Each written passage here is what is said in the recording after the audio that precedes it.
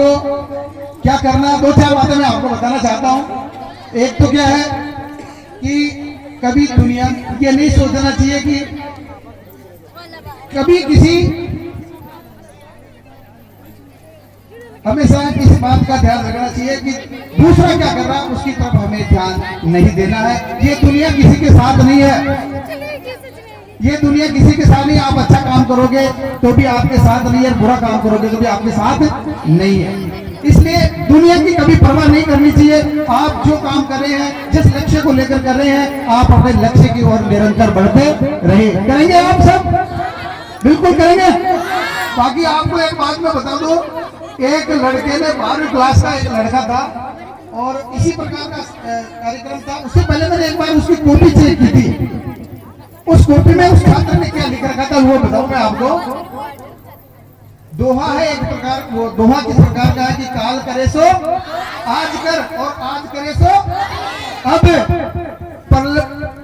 पल में प्रलय हो इसी बहुरी करेगो कब। कहने का मतलब जो काम कल करना उसको आज ही करना है। लेकिन उस छात्र ने बड़ा अच्छा लिखा था। उस छात्र ने क्या लिखा था वो भी बताऊं आपको।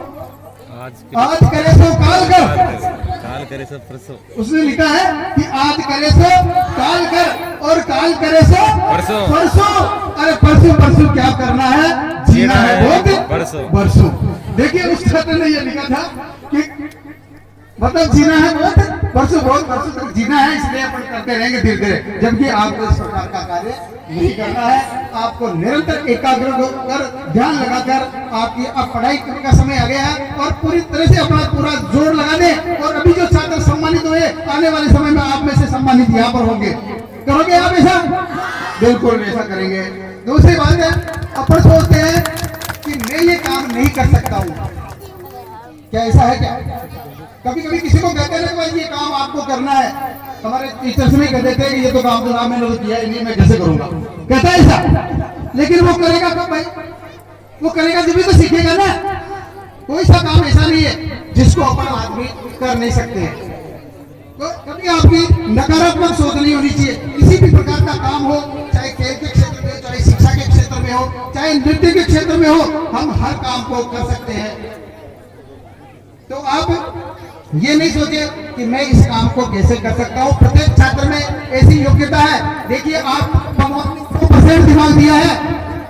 आप किसी प्रकार से शारीरिक विकलांग नहीं हो ना, नहीं है। भगवान ने आपको 100% दिमाग दिया है। आपका इस 100% के दिमाग को आपको कहाँ लगाना है उसका आप ध्यान दीजिए। आप जो जिस क्षेत्र में दिमाग लगाएगा उसको सफलता उसी क्षेत्र में मिलेगी। एक कक्षा में एक छात्र 90% बना रहा है, एक 80% बना रहा है, एक 60% बना रहा है, एक सेकंड डिवीजन हो रहा है, थर्ड डिवीजन, कुछ छात्र फेल भी हो जाते हैं, होते हैं ना। तो क्यों हुए वो? क्योंकि उसका 100% का दिमाग कभी कहीं दूसरी जगह है। जिसने 90% अगर परसेंट बढ़ाया है तो उसका दिमाग कहाँ था? पढ़ाई में था। 90% उसका दिमाग पढ़ाई में था और इसलिए उसने 90% वो लाया। आपको भी, आप किसी प्रकार से कोई शारीरिक विकलांग नहीं है। आप पूरा अपना ध्यान अपनी पढ़ाई में लगाए और 90-95 आजकल तो बहुत परसेंटेज बहुत ज्यादा बढ़ते हैं। आजकल 60-70 का कोई महत्व ही नहीं रहा। इसलिए आप आने वाले से 90% से आप ऊपर बनाए।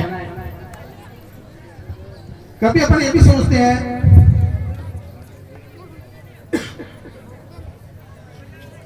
हम कितने बार ये सोचते हैं समय, मेरे पास समय नहीं है। ये भी सोचते हैं अपन कि समय नहीं है। Time and tide wait for none. समय और तूफान किसी का इंतजार नहीं करता है। आज आप सोच रहे हो यार सर्दी बहुत ज्यादा पड़ रही है, अपन तो थोड़ा सर्दी को कम होने दे, फिर बाद में पढ़ाई करेंगे। ऐसा होता है भाई। सर्दी, गर्मी, बरसात सीजन कभी हमारे कभी अनुकूल नहीं रहा है।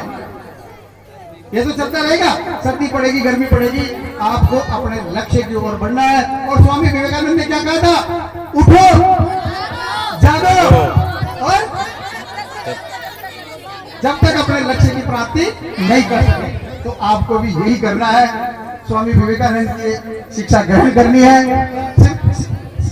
विवेकानंद जी ने एक आस्तिक और नास्तिक की परिभाषा दी थी।